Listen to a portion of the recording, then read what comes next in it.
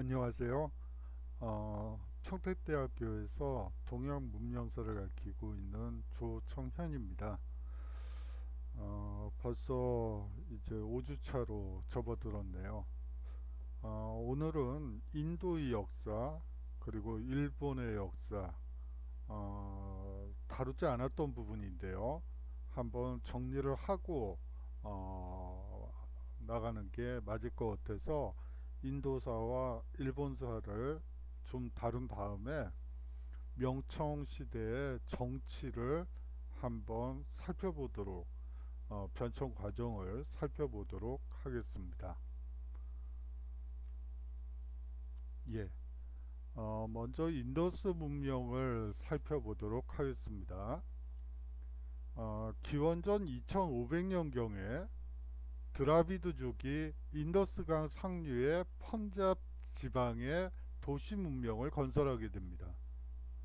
가장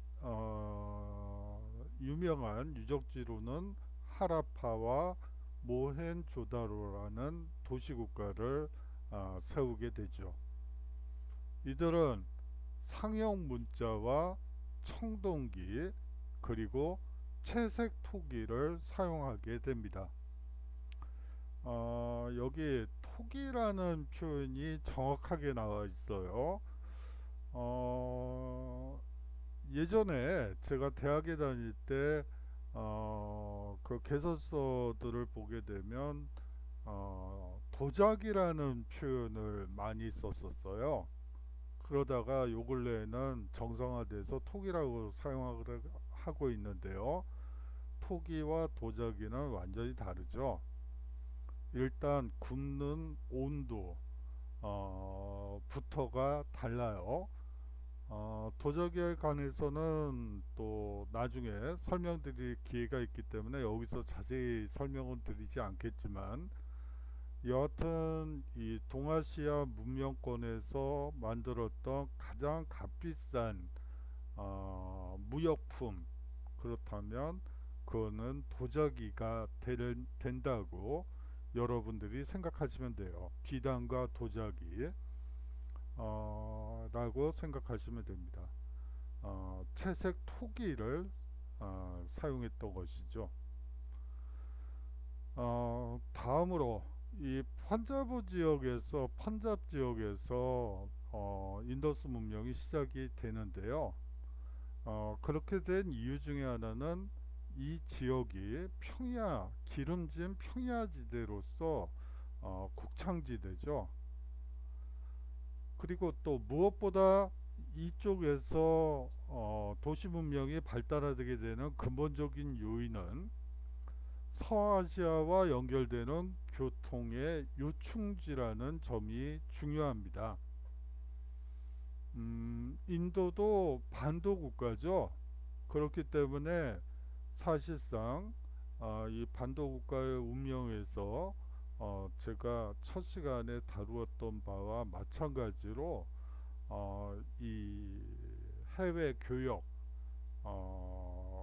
통해서 발전했다고 보셔야지 될 것 같습니다. 인더스 문명은 바로 반도 국가가 가지고 있는 지형적인 장점을 최대한 살려서 기원전 2500년경 펀잡 지역에서 일어났다.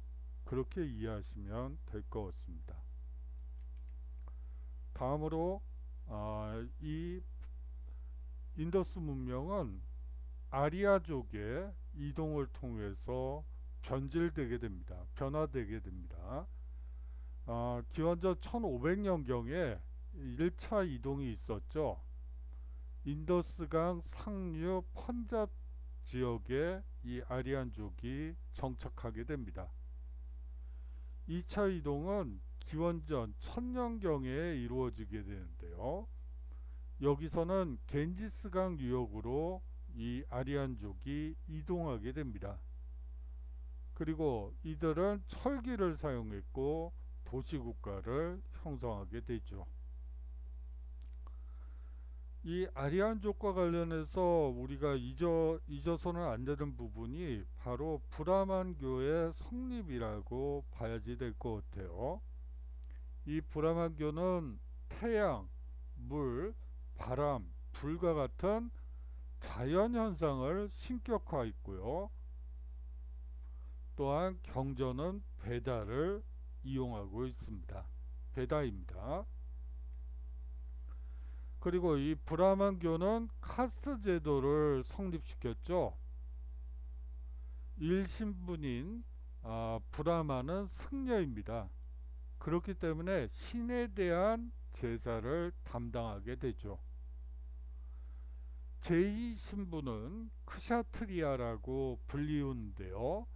이들은 귀족으로서 전사계급입니다. 제3신분은 바이샤라고 하죠. 평민이고요. 제4신분은 수두라라고 해서 천민이고, 이들은 대부분 피정복민이라고 생각하시면 됩니다. 자, 이제 인도에서 불교가 발생하게 됩니다. 기원전 7세기 이후 국가 간 정복 전쟁이 활발해지면서 해졌고, 또 상공업이 발달하게 되면서 새로운 세력, 즉 크샤트리아와 바이샤가 중요한 계층으로 대두되게 됩니다. 이들은 브라만의 형식주의와 신분 차별에 대해 강한 반발감을 느끼고 있었죠. 새로운 종교에 대한 열방이 커져갈 수밖에 없었습니다. 기원전 7세기경에 우파니사드 철학이 등장하는데요. 이거는 아주 중요해요. 버마 일리어, 이거는 뒤에 슬라이드에서 자세히 말씀을 드릴게요. 그리고 윤회에서의 해탈과 불멸의 세계에 도달하는 방법을 설명하고 있습니다. 이를 바탕으로, 즉 우파니사드 철학을 바탕으로 불교와 자이나교가 출현하게 되죠. 인도사에서 어떻게 보면 가장 중요한 기점이 되는 철학이라고 볼 수가 있습니다. 이 브라만의 지나친 권위주의와 신분 차별에 반대했고, 이 크샤트리아와 바이샤 세력이 지지를 한 자이나교를 한번 살펴보도록 하죠. 바르다마나가 창시했다고 알려져 있습니다. 엄격한 계율과 고행을 통한 해탈을 강조했죠. 이 자이나교는 이 엄격한 계율과 고행이에요. 뭐 거의 한 달 동안 밥을 안 먹고 수도를 한다든지, 아니면 채찍으로 자기 몸을 때려가면서 고행을 한다든지 하는 식의 자기를 스스로 고통에 빠뜨리는, 그것을 통해서 해탈을 얻을 수 있다라고 생각했던 것이죠. 이 불교도 또한 마찬가지 모습을 보이는데요. 고타마 시타르타는 원래 자이나교를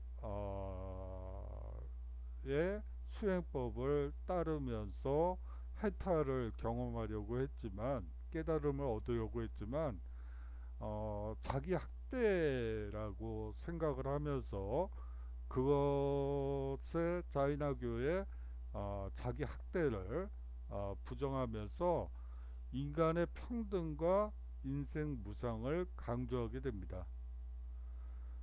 고행을 통한 것이 아니라 윤리적 실천을 통한 해탈을 촉구했던 것이죠. 고행을 따를 것이냐 아니면 윤리적 실천을 통한 해탈을 추구할 것이냐, 바로 거기에 자인학교와 불교의 차이가 있습니다. 자, 이제 기원전 317년이 되면 인도 최초의 통일 왕조인 마우리아 왕조가 성립되게 됩니다. 성립자는 찬드라 굽타라는 왕이고 북인도를 통일하게 되죠. 이 찬드라 굽타는 또 뒤에도 나오는 굽타 왕조의 시조이기도 합니다. 물론 다른 분이지만 최고 전성기 때가 바로 아소카 왕 때인데요. 기원전 272년에서 232년 동안 제위를 했습니다. 인도 남부를 제외한 전 인도를 통일시켰죠. 이분은 불경을 정리하고 불교를 보호했으며 포교에도 힘을 썼습니다. 이 아소카 왕 때 유행한 불교가 바로 상자부 불교가 되죠. 이 상자부 불교는 스리랑카와 태국 등 동남아시아에 전파되게 됩니다. 상자부 불교에 대해서는 뒤에 슬라이드에서 자세히 설명드리도록 하겠습니다. 그 다음으로 쿠시안 왕조가 서기 45년에서 250년간 북인도를 통일하게 됩니다. 중국, 인도, 페르시아를 연결하는 중개무역으로 번영했죠. 이 중개무역이라는 것은 상당히 중요한 것으로서 이 반도국가들에서 혹은 동서 비단길에 연이어 있는 국가들 사이에서 많이 이루어졌고, 이 중개무역을 통해서 사실은 엄청난 부를 획득한 왕조들이 특히 서아시아, 동아시아, 남아시아의 강국들은 대부분 중개무역을 통해서 번영을 구가했다고 보시면 됩니다. 이 쿠시안 왕조의 전성기는 카니슈카 왕 때였습니다. 북인도와 중앙아시아에 이르는 최대 영토를 확보했죠. 이 북인도뿐만이 아니고 중앙아시아까지 그 영역을 넓혔습니다. 카니슈카 왕 때 불교를 보호하고 불경의 수집을 지원했습니다. 포교에도 앞장섰죠. 그렇지만 앞서 아소카 왕 때와는 다르게 대승불교가 발달했다는 점은 여러분들이 좀 기억해 주셨으면 좋겠습니다. 아울러 간다라 양식이 발달하게 됩니다. 인도 문화와 헬레니즘 문화가 융합된 불교 미술이죠. 아울러 이 간다라 양식이 나타나면서 불상이 처음으로 제작되게 됩니다. 대승불교와 함께 중앙아시아와 중국을 거쳐 우리나라에 전파되기도 하죠. 자, 앞서 우파니샤드 철학에 대해서 말씀을 드렸는데요. 좀 더 구체적으로 한번 살펴보죠. 이 우파니샤드라는 말은 사제간에 가까이 앉아서 수업을 듣는다. 어떻게 보면 가까이라는 말이 핵심어예요. 가까이 앉아서 사제간에 전수되는 신비한 가르침을 우파니샤드라고 하지요. 개개의 우파니샤드는 긴 세월에 걸쳐 편집 정돈한 것입니다. 베다 및 브라만의 제식 만민주의에 반발하여 불교 성립의 사상적 계기가 되죠. 앞서 얘기한 바대로 불교와 자이나교의 성립의 사상적 기반이 됩니다. 우파니샤드 철학의 핵심은 관념론적 이론 철학이에요. 뭐 이 말이 좀 어렵죠.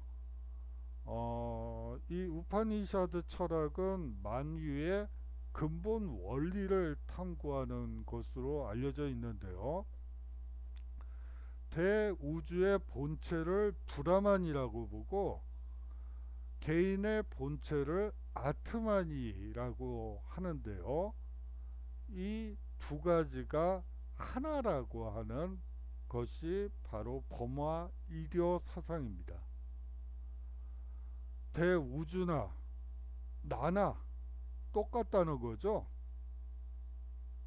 내가 없이는 브라만 대우주의 본체도 없다는 얘기이기도 합니다. 또한 이 우파니샤드의 철학에서는 인간은 업에 의해 윤회를 반복하지만 선정, 고행, 여기서는 선정보다는 고행이 더 강조되고 있어요.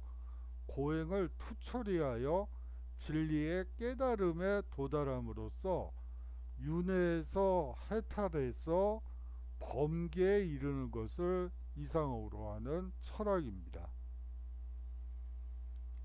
자, 그리고 상자부 불교와 대승불교에 대해서 한번 살펴보죠. 이 상자부 불교는 저희 때는 소승불교라고 배웠었는데요. 요 근래는 상자부 불교라고 얘기를 합니다. 불타교리의 원형을 지키며 이 원형 가장 원래의 형태를 지키며 여기서 핵심어는 개인 수양과 자기 구제예요. 상당히 개인주의적인 모습을 보인다는 것을 여러분들이 느끼실 수 있겠죠. 개인 수양을 통해서 개인이 해탈하고 스스로를 구제하는 것이죠. 업에서. 자, 이 상자부 불교는 남인도를 거쳐 동남아시아 지역에 전파됩니다. 대승불교는 불타의 자비정신을 확대 해석하여 대중구제와 이타행을 강조하고 있습니다. 자기보다는 남, 다시 말하면 다른 사람의 행복을 추구하는, 그리고 다른 사람의 구제를 더 강조하는 불교라고 보시면 될 것 같아요. 비단길을 통해 그 대승불교는 그 밖에도 여러 얘기들이 있지만 말씀들이 있지만 가장 중요한 요소가 이 두 가지라는 점은 말씀드리고 싶어요. 비단길을 통해 이 비단길이요 중앙아시아와 동북아시아 지역에 전파되게 됩니다. 자, 다음으로 굽타 왕조를 살펴보도록 하겠습니다. 이 건국은 찬드라 굽타 1세가 북인도에서 건국하게 됩니다. 전성기는 찬드라 굽타 2세고요.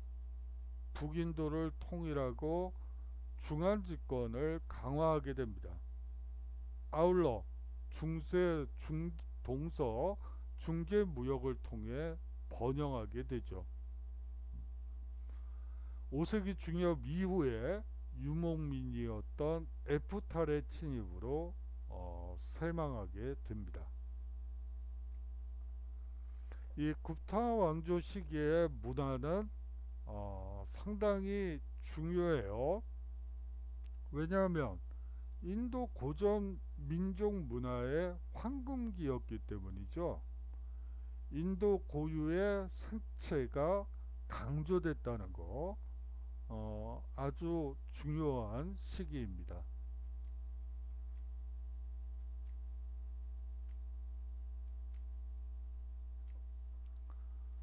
자, 서기 6세기경에 힌두교가 성립하게 됩니다.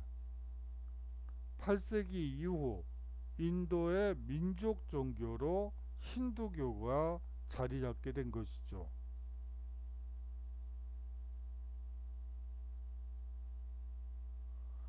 불교는 이 시기에 쇠퇴하게 됩니다. 힌두교가 발생하게 된 배경은 브라만의 사상을 국가 통치 이념으로 삼았기 때문이죠. 브라만의 전통이 강화되면서 힌두교가 형성 확산됐다고 보시면 되겠습니다. 경전에서는 베다와 만우법전이 핵심이에요. 이 법전이라는 것은 사실은 카스 제도를 통해서 각 신분에 따른 맡은 바 직무와 또 의무, 권리가 규정되어 있는 법전이라고 생각하시면 될 것 같아요. 그런데 이 힌두교는 사실상 특정한 창시자나 체계적인 교리가 없다는 게 특징입니다. 단지 명확하게 규정되어 있는 것은 카스트에 따른 의무 수행을 중시했다는 점이죠. 문학에서는 산스크리트 문학이 발달하게 됩니다. 이 산스크리트어는 브라만 계급의 언어이죠. 그리고 당시에 공용어로 기능했습니다. 자, 미술은 굽타 양식이 발달하게 되는데요. 이것은 앞서의 간다라 양식과 인도 고유의 특색이 융합됐다는 게 중요해요. 그렇기 때문에 이 미술이나 힌두교를 통해 볼 때 인도 고전 민족 문화의 황금기이자 인도 고유의 색채가 강조된다고 핵심적으로 얘기하면 이렇게 됩니다. 대표적인 유적으로는 아잔타 석굴사원과 엘로라 석굴사원 등이 유명합니다. 과학에서는 천문학적인 과학의 발견으로는 지구 둘레를 정확히 계산해 냈다는 점하고요. 수학에서는 영의 개념을 발견하고 또한 식진법을 사용했다는 점입니다. 아울러 의학이 발달했죠. 자, 힌두교를 한번 살펴보도록 하겠습니다. 아리아인의 종교인 브라만교를 중심으로 더하기 불교와 선주민의 민간 신앙 등 비아리안적인 여러 종교를 통합하여 성립한 인도의 민족 종교입니다. 이 앞서도 얘기했지만 특정한 창시자나 통일적인 교리 그리고 의례가 없는 아주 전형적인 다신교입니다. 신으로는 베다의 여러 신, 그리고 이대 서사시의 여러 신들, 그리고 인도의 토속신을 모두 포함하죠. 주요한 신으로는 창조의 신 브라흐마와 질서와 유지의 신 비슈누, 그리고 파괴의 신인 시바 정도가 유명합니다. 영원 불멸의 사상을 얘기하고 있고요. 그리고 윤회와 업사상을 강조하고 있습니다. 그리고 해탈의 관념 역시 가지고 있죠. 카스트 제도를 존중하고 신앙생활의 형태는 카스트와 지방에 따라 매우 다양하며 이 다양성은 힌두교의 특징으로 자리매김합니다. 자, 만우업전이라고 했었는데요. 한번 어떤 건지 살펴보도록 하겠습니다. 힌두교는 카스트에 따른 의무 수행을 중시했죠. 만우법전은 인도인의 생활에 큰 영향을 미치게 됩니다. 이 법전은 카스트에 관한 규정이 대부분을 차지하고 있고, 그렇기 때문에 인도인의 일상생활을 지배한다고 보시면 됩니다. 민법과 형법뿐만 아니라 카스트의 규정 등 종교 도덕을 규정하여 최근까지 인도 사회 규범으로서 작용하고 있었죠. 한 1950년대까지도 6, 70년대까지도 이 카스트 제도는 존속이 되죠.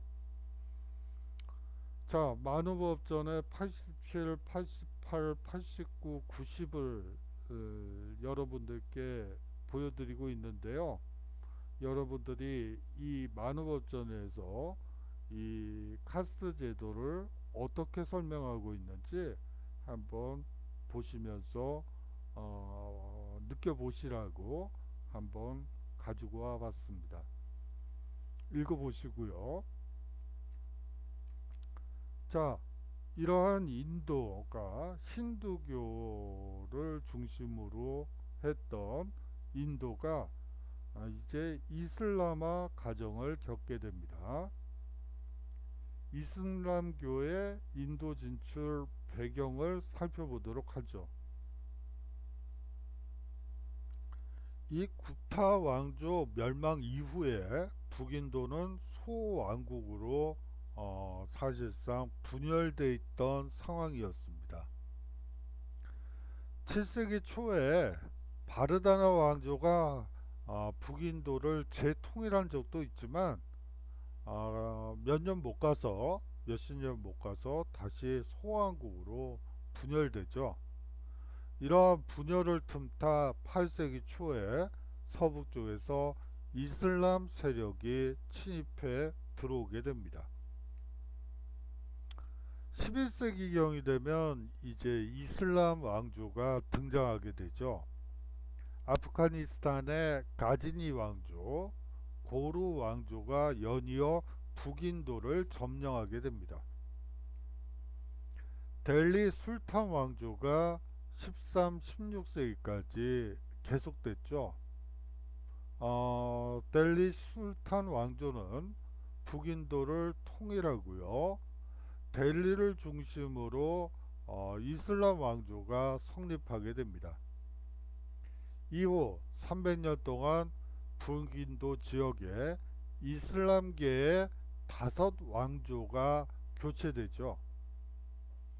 이 델리 술탄 왕조에서 가장 중요한 정책을 들라고 한다면 바로 이 관대한 종교 정책이라고 볼 수가 있습니다.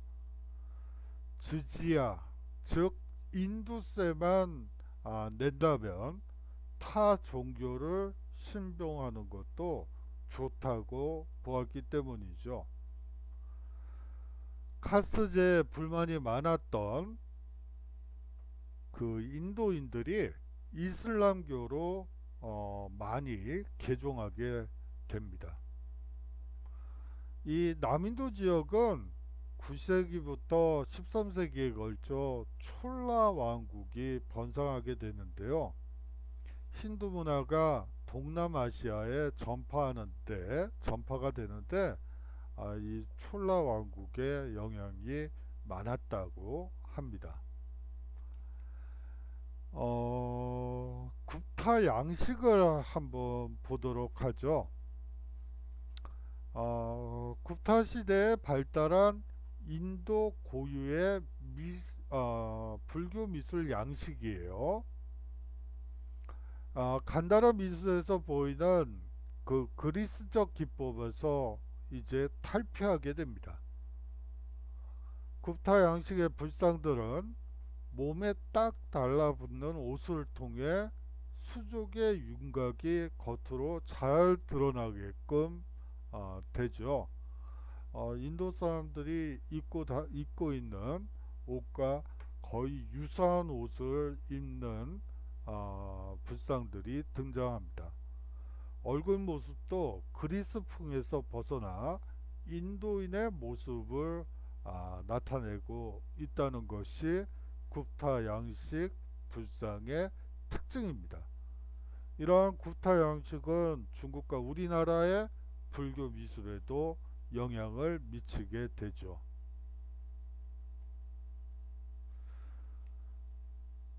자,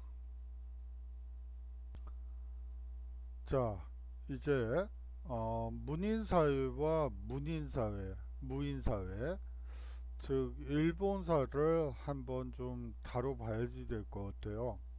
동아시아사를 하면서 뭐 아까 방금 해드렸던 인도, 일본 이런 부분을 좀 약하게 다루는 것 같아서 한번 귀한 시간을 마련해서 한번 좀 짚고 넘어가도록 하겠습니다. 이 동아시아 대부분의 국가들은 과거제를 통해 문인 관료를 선발했습니다.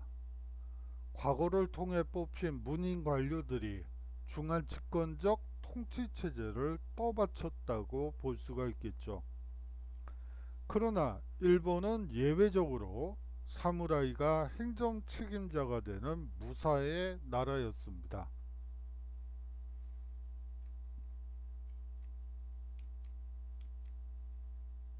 자, 일본 고대 국가의 발전을 먼저 살펴보죠.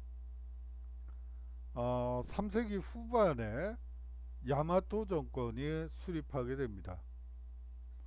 6세기 말 이 쇼토쿠 태자가 중국과 한반도의 선진 문화를 수용하게 되죠.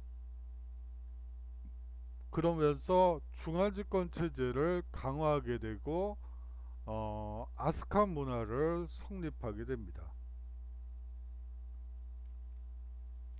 645년에 다이카 개신이 상당히 중요해요. 일본 역사에서는 당의 율령 체제가 수용되게 되죠. 그리고 국왕 중심의 중앙 집권 체제가 확립되게 됩니다. 7세기 말에는 일본이라는 국호와 천황이라는 군주 칭호가 사용되게 되죠. 7세기 말이라고 한다면 나당 연합군에 의해서 백제와 신라가 멸망했던 한후 한 2, 30년간에 일본이라는 국호와 천황이라는 군주 칭호가 사용되었다는 것은 나름대로 의미가 있는 일이었죠. 뭐 여기에 대한 연구들이 상당히 많이 있는데 그거를 뭐 여기서 말씀드리기는 어렵지만 여하튼 백제 고구려의 멸망과 깊은 관련이 있었던 것으로 보입니다. 이 다이카 계시는 상당히 중요하기 때문에 한번 말씀을 좀 더 깊이 드려야 될 것 같아요. 이 당의 문화와 정치 제도를 배우고 돌아온 유학생들이 중심이 되어 일으킨 정변입니다. 정변이 성공한 후 연호를 다이카로 정하고 새로 즉위한 국왕이 개혁의 칙령을 발표하죠. 당의 통치제도를 도입하여 일본의 최고 통치자로서 국왕의 위상을 높이고 토지와 백성에 대한 중앙정부의 통제력을 강화하는 내용들로 꽉 차 있습니다. 이 나라 시대는 710년부터 794년에 걸쳐져 있는 시대인데요. 나라 지역의 헤이조교로 천도를 하게 됩니다. 그리고 중앙집권 체제를 확립하게 되죠. 이 시기에 일본 고유의 역사서인 고사기와 일본 서기가 편찬되게 됩니다. 그리고 고전 시가집인 만엽집이 편찬되기도 하죠. 이 고사기와 일본 서기는 우리나라의 역사를 연구하는데도 상당히 중요한 사료들이 많이 담겨 있다고 합니다. 자, 헤이안 시대로 넘어가도록 하죠. 8세기 말에 헤이안 쿄로 천도를 하게 되는데요. 이 시기는 왕권이 약화되고 귀족 사회가 전개되게 됩니다. 아울러 견당사가 폐지된다는 것에 상당히 중요해요. 이 국풍 문화가 발달돼서 일본 고유의 문화를 개성 발전시켜야지 된다는 주장이 이 8세기부터 나타나기 시작한 것입니다. 그리고 국풍 문화가 발달하면서 한자를 간략하게 고쳐서 만든 가나 문자가 만들어지게 되죠. 막부는 헤이안 시대에 지방 호족 세력이 성장하면서 막부 시기가 열리게 됩니다. 아울러 호족 세력이 성장하면서 무사 계급 역시 성장하게 되죠. 막부 체제는 무사의 토지 지배권을 보장하는 것입니다. 그리고 치안 유지와 장원 관리를 위해 무사를 지방에 파견하게 되죠. 천황은 실 것 없는 상징적 존재가 됩니다. 오히려 쇼군이 무사계급을 통솔하면서 최고 지배자로 군림하게 되죠. 일본 특유의 봉건제 사회가 형성된 것이라고 볼 수가 있습니다. 자, 이제 가마쿠라 막부에 대해서 살펴보도록 하겠습니다. 이 미나모토노 이 요리토모가 귀족 세력을 제압하고 가마쿠라 막부를 개창하게 됩니다. 귀족 세력을 제거하고 가마쿠라 막부를 개창하게 되죠. 이 원의 여원 연합군의 침입을 막아내는 과정에서 재정이 궁핍해지고 막부의 지방 통제력이 약화되면서 가마쿠라 막부는 문을 닫게 되죠. 다음으로 무로마치 막부 시대로 넘어가게 됩니다. 아시카가 다카우치가 교토에 무로마치 막부를 개창하게 되죠.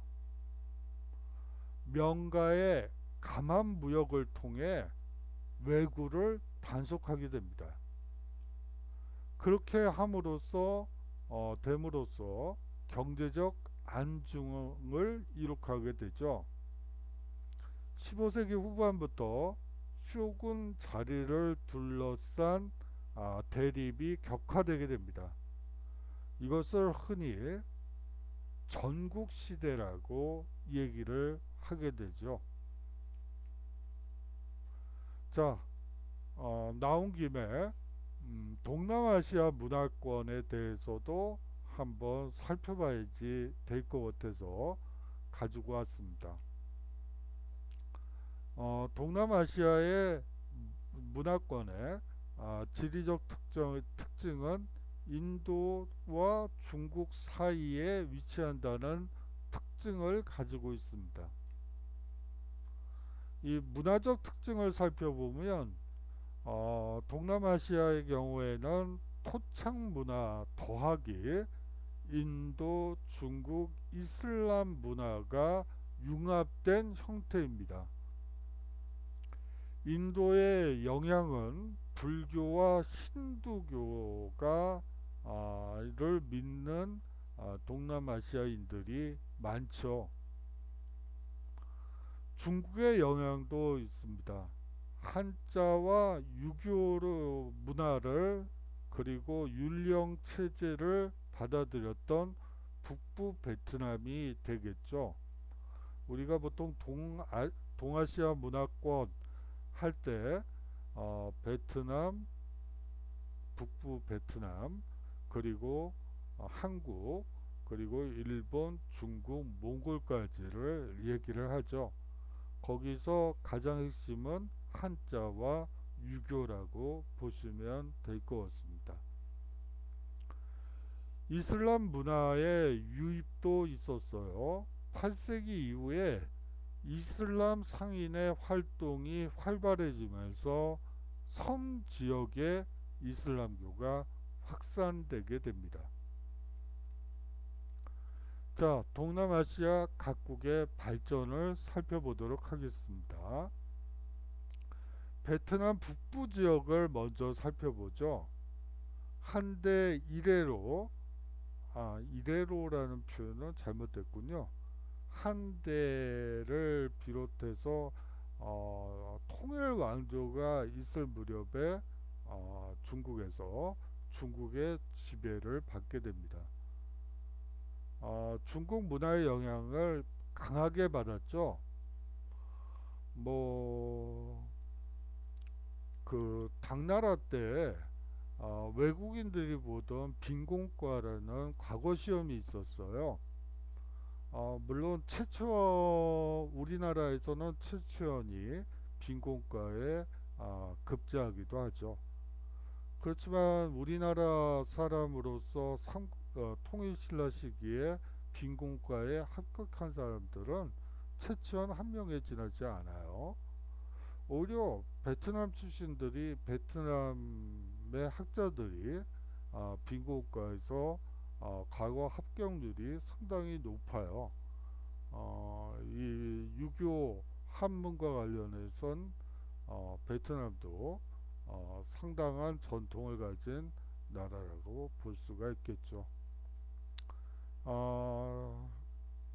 6세기에 진납이라는 나라가 건국하게 됩니다. 메콩강 유역에 크메르족이 건국했었죠. 이 중남부 지역은 베트남의 중남부 지역은 참파국이 성립되게 됩니다. 참파국하면 유명한 게 참파벼죠. 이 중국서에서도 참파벼가 유입되면서 일년 이모작이 가능해지는 어떻게 보면 우리나라 쌀하고는 좀 다르죠.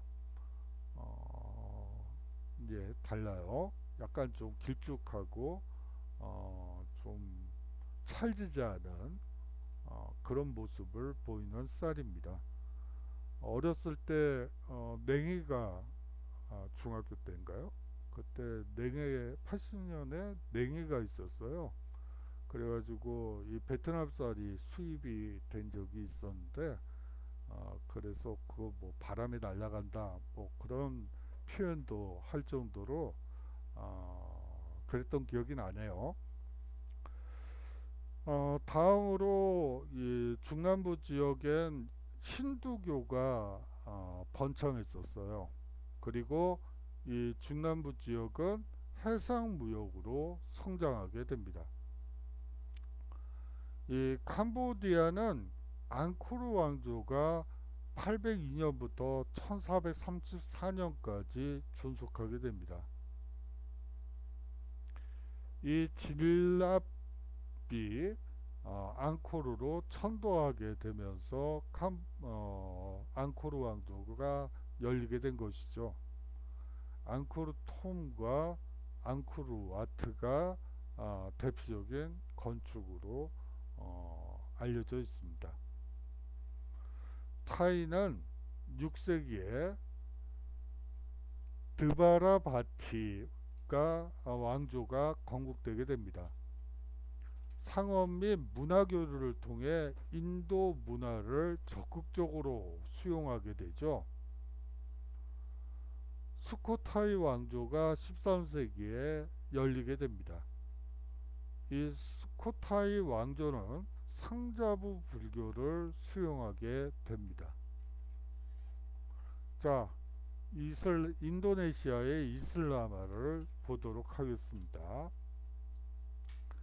7세기에 스리위자야 왕조가 열리는데요.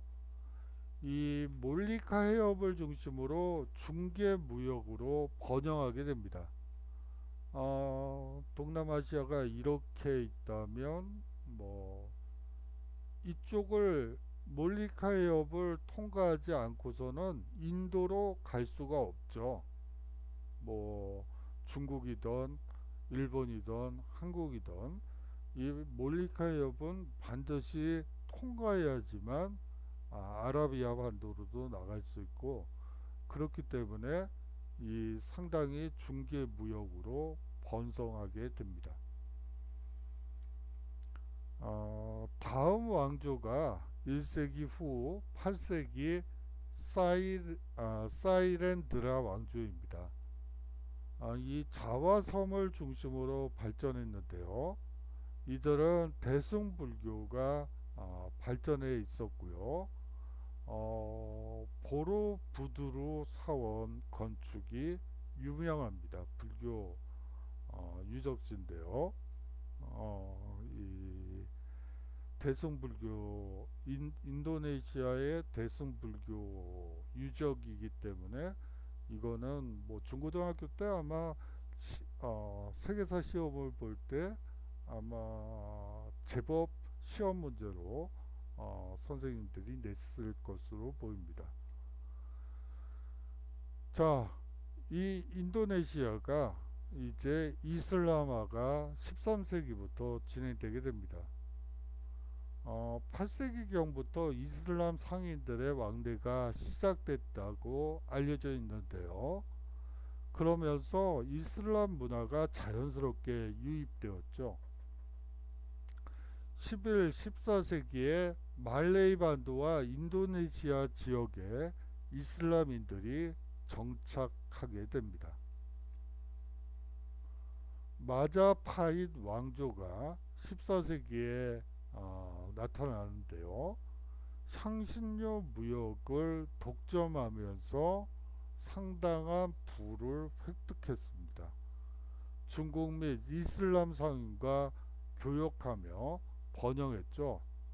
이 향신료는 이 동남아시아 특히 인도네시아를 중심으로 독특한 향신료가 아주 독점적으로 생산이 되죠. 그것을 중국 및 이슬람 상인과 교역을 하면서 번성했다고 이해하시면 될 것 같습니다. 자, 요번 그 5주차 강의의 이제 과제는 첫 문제보다는 두 번째 문제를 말씀을 드릴게요. 이 주의 봉건제와 서양의 봉건제, 그리고 일본의 봉건제인 쇼군과 고케닌의 관계는 얼핏 유사해 보이지만 다른 면도 확인이 됩니다.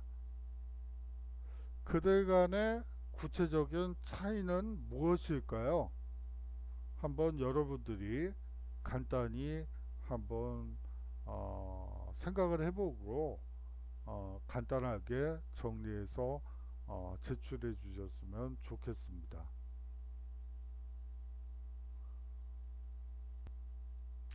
자, 명까지는 나가야 될 것 같아서 여기서 끊을까 하다가 더 나가도록 하겠습니다. 자, 명의 건국은 농민 출신이었던 주원장이 강남 일대의 반원 세력을 통일하여 난징을 도읍으로 건국하게 됩니다. 서기 1368년의 일이었죠. 여기서 한 가지 특징이 나타나네요. 대부분의 왕조가 화북 지역에서 일어나죠. 그런데 이 명나라는 강남 일대에서 일어났다는 게 특징이고요. 수도도 역시 남경이었다는 것이 중요합니다.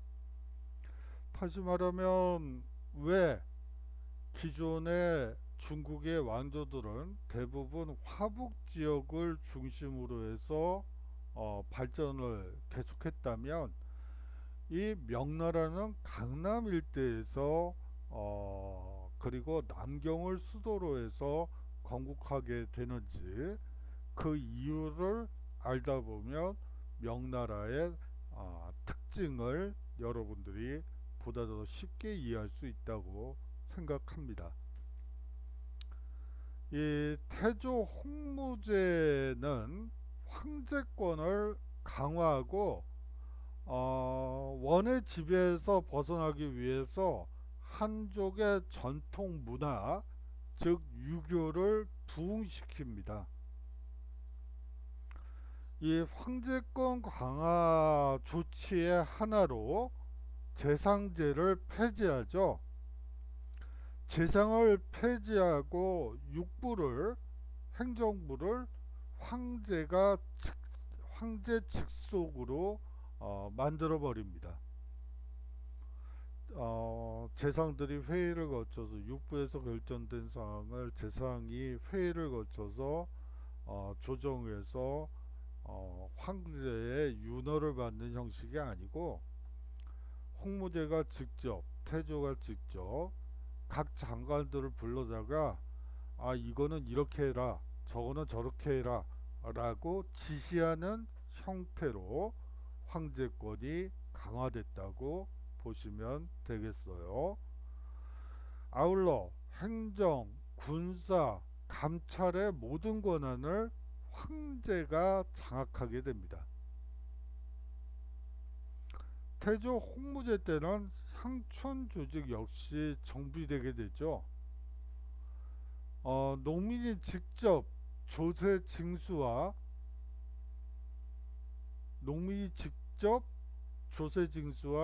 치안 유지를 담당하는 이갑제를 실시하게 됩니다. 이갑제는 뒤에 슬라이드에서 자세히 살펴보도록 하고요. 이 태조 홍무제 때는 세제를 정비하게 되죠. 어린 도책이라고 해서 토지대장을, 부역 황책이라 하여 호족과 조세대장을 작성해서 이 토지대장과 호족 조세대장을 통해서 세금을 걷게 됩니다. 아울러서 유교 질서의 강화를 위해 유교를 반포하여 유교 도덕을 보급하고 학교를 설립하고 과거제를 정비하게 되죠. 자, 명이 강남에서 건국에 성공한 이유는 무엇일까요?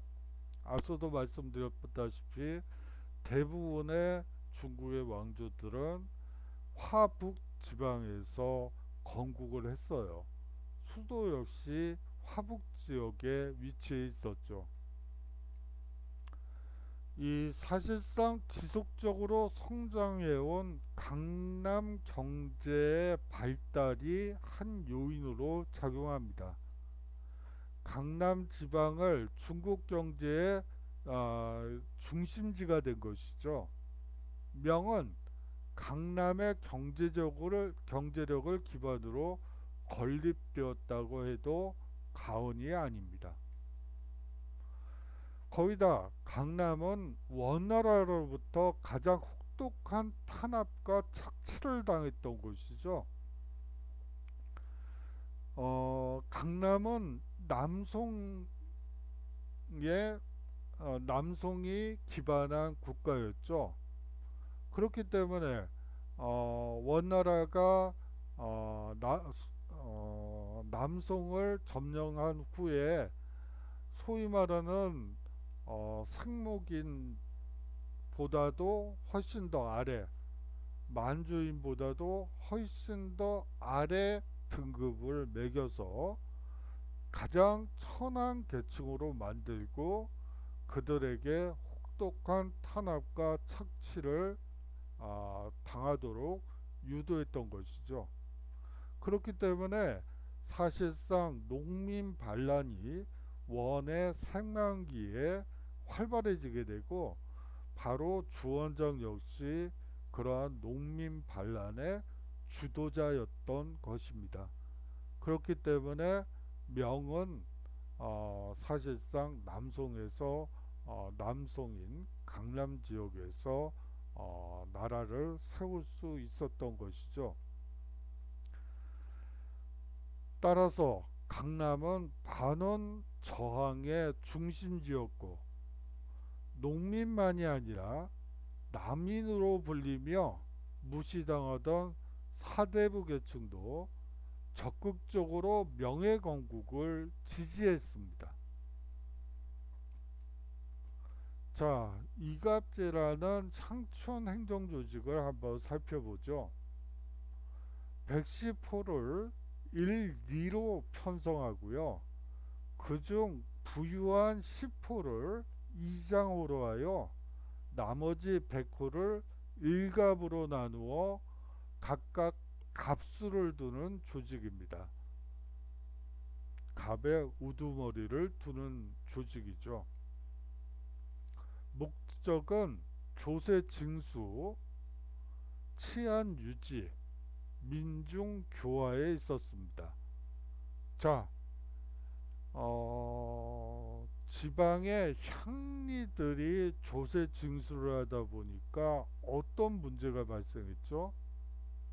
사실상 정해진 세금보다 훨씬 더 많은 세금을 긁어냈던 것이죠.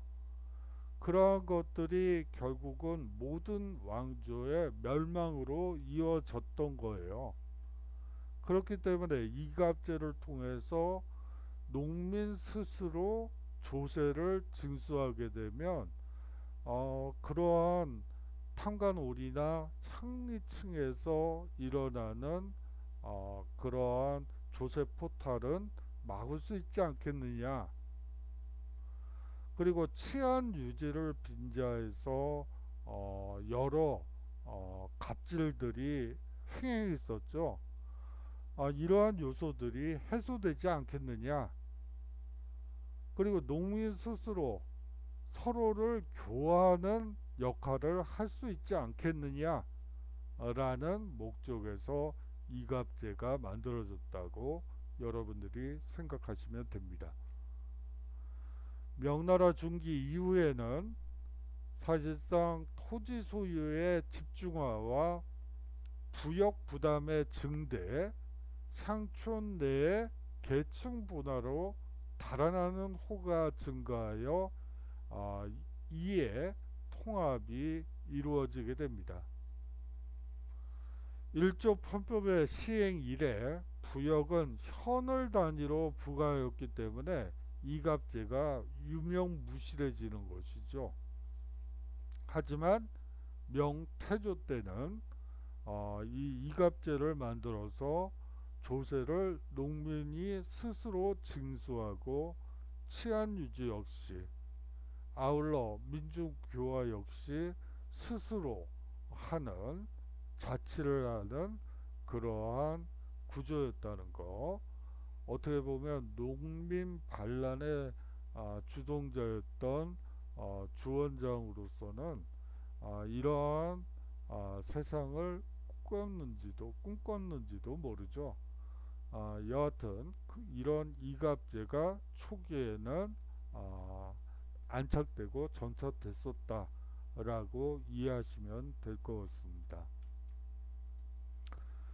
자, 어린 도책과 부역 황책이라는 제도가 있는데요.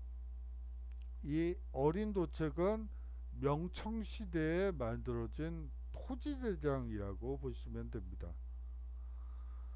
토지의 소재지라든지 면적이라든지 땅의 모양이라든지 소유자 명 등이 등재되어 있고요.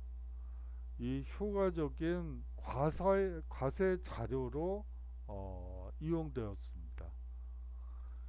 이 어린 도책이라는 표현은 토지를 생선 비늘같이 세분화하여 기재하여 붙은 이름이라고 해요.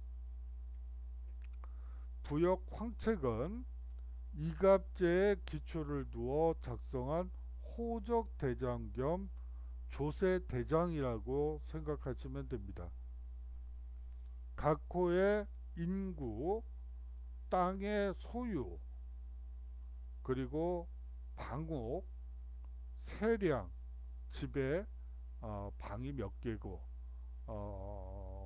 어디에 화장실이 있는지 그것을 방옥이라고 하고요. 세량, 세금은 얼마를 내고 있는지를 기록한 것이죠. 이것은 부역 황책은 신년마다 개정했습니다. 호부에 바치는 책의 표지색이 누렇다하여 붙은 명칭이 바로 부역 황책입니다. 6유를 살펴보도록 하죠. 유교의 도덕 규범으로 민중을 교할 목적으로 태조 홍무제가 반포한 것입니다.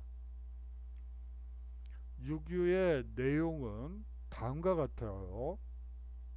부모에게 효도할 것, 어른을 공경할 것, 이웃과 화목하게 지낼 것, 자손을 교육시킬 것, 분수를 지킬 것, 잘못을 저지르지 말 것. 어떻게 보면 육유라고 하기보다는 6가지 잔소리라 죄송합니다. 잔소리는 아니고요. 여하튼 인간이라면 당연히 가져야 할 도덕 선생님 같은 말이지만 여하튼 그런 거라고 보시면 되겠죠. 자, 성조 영락제의 정치를 살펴보도록 하죠.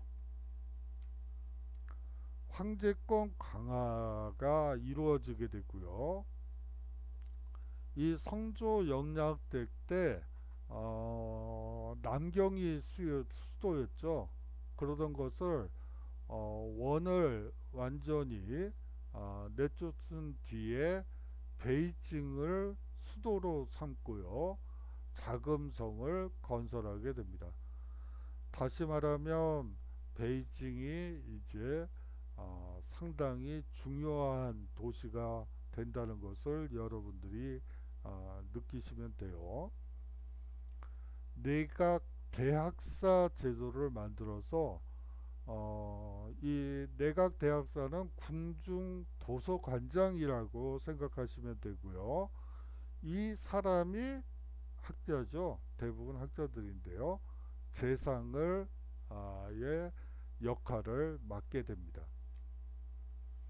그리고 성조 영납제 때 대외 확장 정책을 펼치게 되는데요.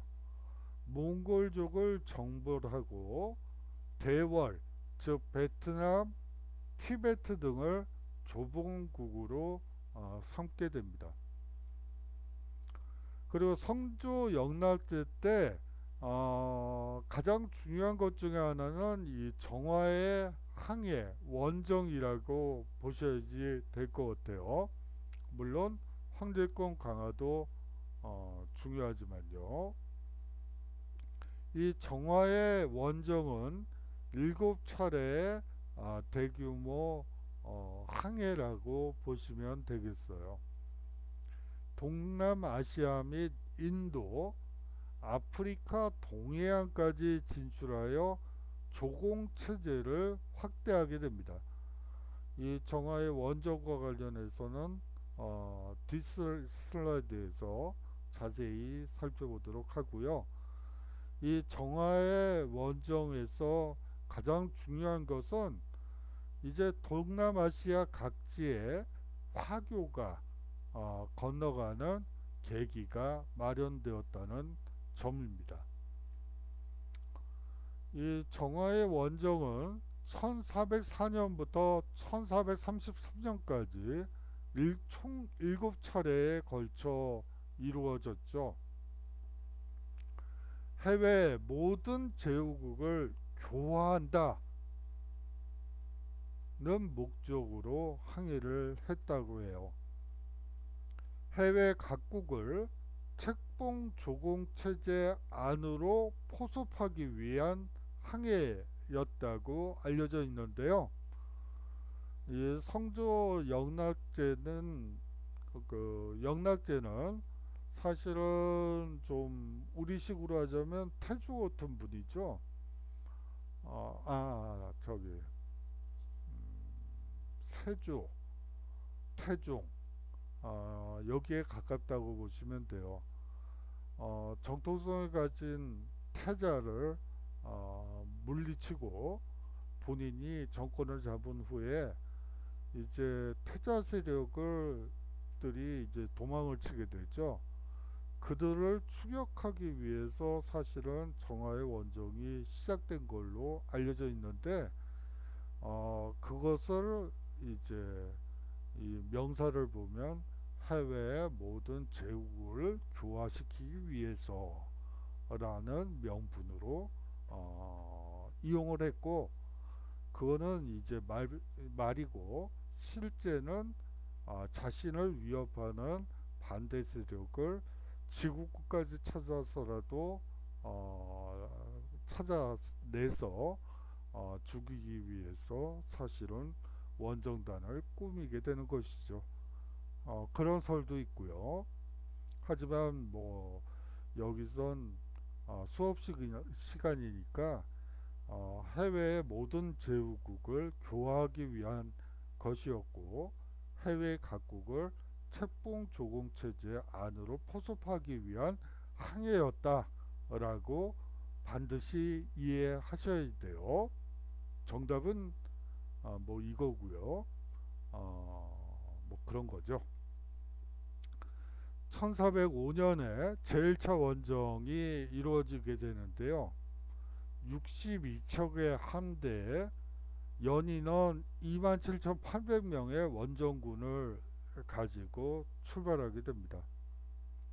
참파와 베트남 남부의 참파와 캄푸치아, 그리고 타이, 자바, 수마트라, 실론, 인도 서해안까지 항해했습니다. 총 7차례에 걸쳐 책봉 조공 관계를 맺을 것을 강요했고, 이에 저항하는 국가를 침략했습니다.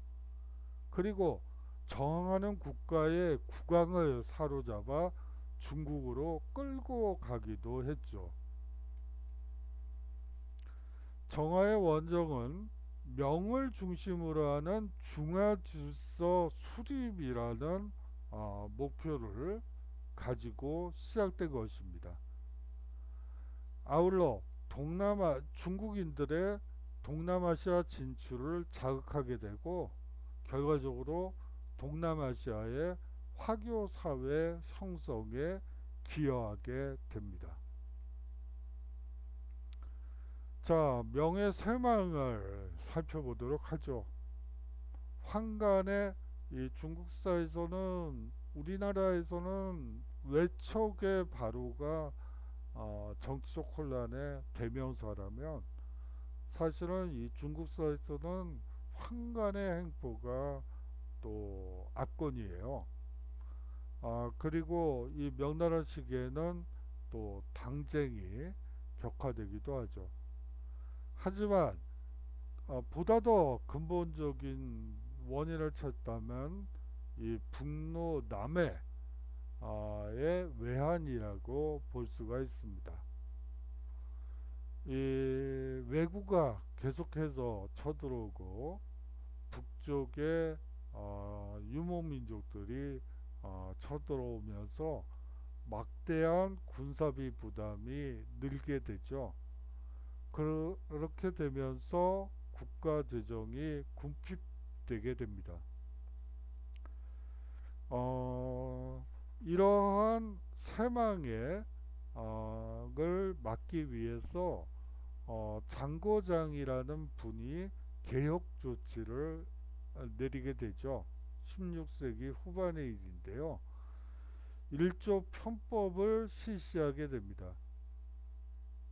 세금을 은으로 받게 되는 것이죠. 아울러 재정 개혁을 추진했지만 실패로 끝나게 됩니다. 결정적인 이유는 명이 쇠망하게 된 결정적인 이유는 임진왜란에 출병했기 때문이죠. 그 와중에 임진왜란에 집중했기 때문에 여진족이 강성해지는 것을 그냥 눈뜨고 보고만 있을 수밖에 없었던 것입니다. 이 국가 재정이 궁핍화되면서 가혹한 세금을 징수하게 됐다는 것도 중요해요. 자, 가혹한 세금이 징수되면서 농민들이 세금을 내지 못하고 도망을 치게 되고 유리 걸식하게 되죠. 그러면서 농민 봉기가 도처에서 일어나게 됩니다. 명나라는 주원장이 농민 봉기를 통해서 건국한 나라였는데 농민 봉기를 통해서 또 망하게 되네요. 결정적으로 이자성의 난으로 멸망하게 됩니다. 1644년의 일이죠. 청의 정치사까지 끝내려고 했는데 오늘은 명예살만까지만 살펴보고 청의 건국과 발전 그리고 명청시대의 사회 현상에 대해서 사회 변화, 상 이런 것들은 다음 시간에 보다 더 자세히 살펴보도록 하겠습니다.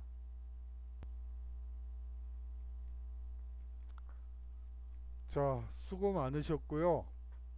그 다음 강의에 물론 또 온라인 강의겠지만 뭐 여하튼 꿋꿋하게 한번 계속해서 해보도록 하겠습니다. 들어주시느라고 정말 수고 많으셨고요. 감사합니다. 그러면 안녕히 계십시오.